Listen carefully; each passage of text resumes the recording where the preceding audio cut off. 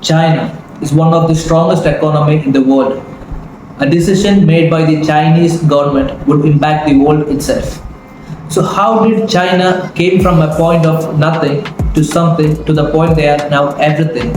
So when we refer to the point of how, we are referring to a point they were nothing, where people were dying because of hunger, poverty and unemployment. Also because of the wrong decisions made by the government. Also because of the invasions of other countries in China. So this is what I'm going to talk about. Look, I'm not the typical YouTuber historical class teacher who teaches in a class, in a school. I'm going to talk it in a ruler's scheme, as a leader's sense. I'm going to talk about the macro things, not the micro things going into the details with the graph, with the numbers, with the percentage and all. It's bullshit. All I'm trying to do is to open your mind and think for yourself. Okay. So when you talk about China, you have to understand that up until 18th century or up to the 19th century, China had one of the best civilization with a strong culture and traditions, and the rulers were so strong who ruled a vast amount of lands compared to the other nations. Okay. So what happened for the downfall of China was that when industrialization were happening, when buildings and big labor forces were happening, when technologies were uprising, sciences were skyrocketing in other nations, China couldn't match up with the other nations. And because of this, when other nations started to come to China to colonize, especially Britishers and the other nations, China couldn't match up with them. They couldn't defend for themselves because they were coming with the latest weapons, guns and machine guns. So they couldn't defend themselves and they lost the war. And they started to corrupt the leaders. They started to bribe. Leaders were getting spoiled. And Britishers, they had this divide and rule policy. And because of this, civil wars were happening in China. They were fighting against themselves. And Britishers, they started to sell opium and other drugs in the youth so that the youth would collapse and thereby there would be no revolutions be happening against them. So after this phase, a ruler came Mao.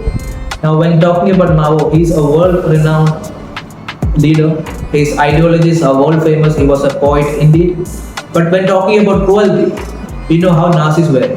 Under Nazis, 10 millions of Chinese people were dead. Under Stalin, 20 million of people were dead. But under Mao, 50 millions of people were dead in China itself. Now, this was a strong government who took it by force. It was very strong, okay. But because of unemployment and poverty, people died majorly. So after him, another leader came. He didn't rule for a very long time. After that, another ruler came. I don't know how to pronounce his name. PN something. Okay, I don't know how to pronounce his name. I will mention that name somewhere here. So he was a visionary. What he did was that under his government, under his leadership, everything in China started to happen in a very systematic way. Everything started to be very organized. What he did was that he went to the other developed nations and looked around the biggest companies in the world who would export things to the other nations. He went there, he spoke to them, he negotiated with them and convinced and told them to bring their business and told them to manufacture in China. And by doing that, he would give them so much of benefits. Now, what is a profit? For a company, profit is everything. So what is a profit? It's the cost, how low a cost can be, and the sales. And this difference is profit. So if he told them that if these companies could manufacture in China, the cost of manufacturing their products would be much lower compared to the other nations. And the sales would be the same, but the difference between the cost and the sales would be so vast. Thereby the companies could benefit because of it. So this was mainly three reasons. He told them that to invest in China. By investing in China, they will give them so much of schemes and benefits. Second thing was that They told them to build buildings and manufacture them. Okay, so by building buildings, they would give them a long-term lease on lands, like 99 or 100 years, at one-tenth of cost compared to the other nations. So again, the cost would be much less and the profit would be much higher. And they also give them so much of tax abatements, no tax for the first 3 or 4 years. If that to break even the cost. If for the first 2 or 3 years they didn't make any profits, they wouldn't take any taxes. Okay. And the third thing was that if they manufactured there and if they use the Chinese labor as their force, they would have much lower wage. Suppose in America, if it costs $15 a day for a labor, in China it would be $3 or $4 or $5 per day for a labor back in 1960s or 70s. So in this way, again, the cost of the company would be much lower and the sales would be the same. The margin at which they sell would be the same and the profit would be high. So in this way, companies would benefit. Because of this, they would have so much of tax, no tax, low tax, import or export rate. Any companies who imports or exports, if they're producing a phone, they have to produce a wire, a cell phone, a metal, that metal, this metal, everything would have a tax. And if they're doing it in China, everything would be very less. I think so it's 1% or 2%. It was that low. So as for the company's perspective, it was very beneficial for them. Now how did this impact China? As for Chinese, if now you have to understand that now at the moment around 80,000 of companies are manufacturing in China from across the world, especially from the developed nations. There are Apple, Tesla, Volkswagen, some food products, agriculture sectors, service sectors, manufacturing sectors, technologies. Okay, so if imagine if Tesla or Apple came back in 1970s as an example. If Apple came there back in 1970s to manufacture, 20,000 of Chinese people would get benefited. They would have jobs. Before that, 20,000 people are unemployed. Now, if 20,000 of people are being employed, it would actually impact 100,000 of people. How? If a man is working there, his wife and his 2 children are also getting benefited.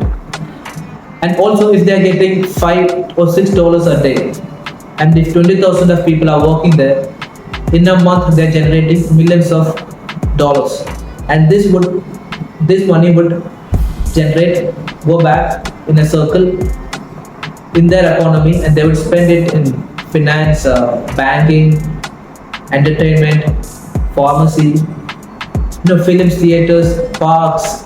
They would spend back into the economy, and this would again go back to the government one way or the other. And also they could also tax them. A portion of them would be taxed, and again it would go back to the government. So that way government would be funded. Instead of giving as a welfare and giving it to the government as pensions, free food, this way they have to take it from their pocket. So this way government would be funded without spending it on the people. And in a long period of time, it would have a bigger impact. So it's the smallest of things that would have the biggest impact. Just like a bullet in a gun. The bullet is so small, but once it's fired, the impact would be much higher. So it's in that perspective. The smallest decisions happen in a very systematic and an organized way over a certain period of centuries. Things started to happen for China, for their benefits. Now when this money was being generated from the companies, Chinese government made sure to invest vastly in science, technologies, and in the infrastructure. They started to build buildings. They started to welcome all the other nations to invest there. They started to focus on roads, science, technologies. Wherever they lacked before the war, they started to focus on this and made sure that it's world class compared to the best of the best. Now they reached a point where they're second to the world best economy, which is the US. Now they are at a point where they're going to surpass the US itself. So in a matter of 30 to 40 years, in 4 decades, China has come to a point of everything from a point of nothing, just by focusing on 3 or 4 policies. Now out of all the 1,000 policies, these are some of the policies they're still making sure it's happening in a very structured way as they did before. and this is the thing that are still keeping generating them money in China itself. Now they are doing many more other things, but these are the main things what made China so wealthy and had so much of power in economy itself. Mainly because they started to other nations started to invest in China. Labor forces were so low, and they started to give so much of benefits and schemes to the companies who are investing in China. So this is one of the reasons why China is surpassing all other nations in the world.